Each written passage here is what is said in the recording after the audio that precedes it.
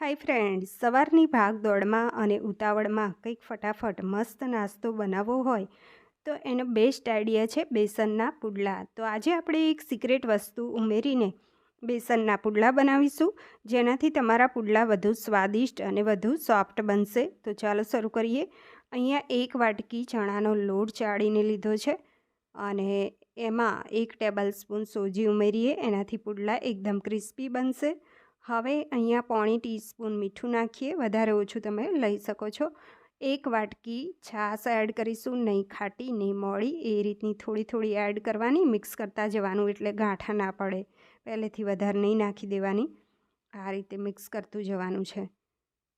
તો એક વખત છાશ નાખીને જોજો, એનાથી પુડલા ખૂબ સરસ બનશે, ટેસ્ટી બનશે, સોફ્ટ બનશે. તો આ એક સિક્રેટ ઇન્ગ્રીડિયન્ટ્સ છે. તમે પાણી નાખીને પણ પુડલા તૈયાર કરી શકો છો. હવે આ બેટર તૈયાર થઈ ગયું તો ઢાંકી અને 15-1 મિનિટ રેસ્ટ આપીશું. પુડલા છે એ જાડા પાતળા નાના મોટા જેવડા કરવા હોય તેવડા કરી શકાય છે. તો અહીંયા 15 મિનિટ થઈ ગઈ છે. હવે પા વાટકી જેટલા ફ્રેશ લીલા ધાણા એડ કરીએ.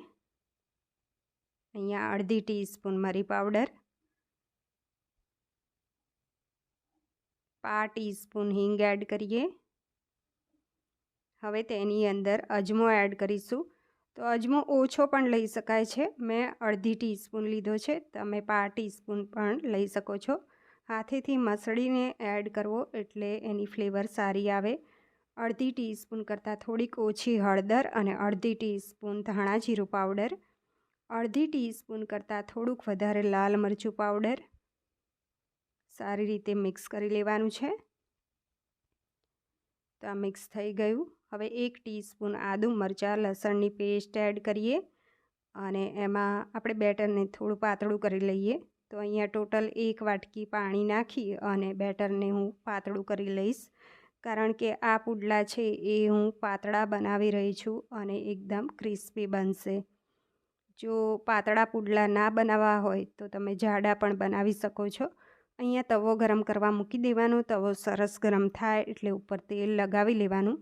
તેલ સરસ ગરમ થાય એટલે પુડલાને પાથરી લેવાના છે. અને આ રીતે બનાવેલા પુડલા એ ગરમ સારા લાગે છે.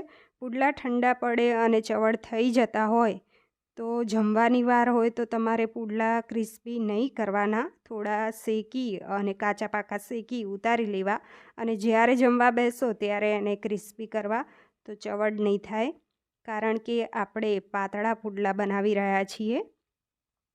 તો અહીંયા અડધું કાચું બટાકું તેલવાળું કરી અને આપણે તવા ઉપર ઘસી લીધું એટલે બધા જ પુડલા સારી રીતે ફટાફટ ઉતરે.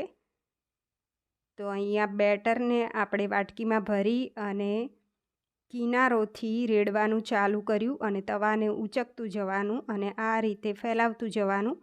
ઉપર તેલ લગાવી લઈશું. ગેસની ફ્લેમ મીડિયમ રાખી અને 2-3 મિનિટમાં તવાને ઊંચો નીચો કરી ચારે બાજુ ફેરવી, ચારે બાજુથી પુડલાને શેકાય પછી એને પલટવાનો. તો અહીંયા નીચે સરસ એકદમ ક્રિસ્પી એવો શેકાઈ ગયો છે. તરત જમવા બેસવું છે એટલે ક્રિસ્પી કરી લીધો છે. હવે એને પલટી દઈએ અને બીજી સાઈડ પણ સરસ ક્રિસ્પી એને 2-3 મિનિટ થવા દઈએ. તો 2 મિનિટમાં બીજી સાઈડ સરસ શેકાઈ જાય છે. હવે એને ઉતારી લઈએ. તો બીજા સેમ રીતે બનાવી લેવા.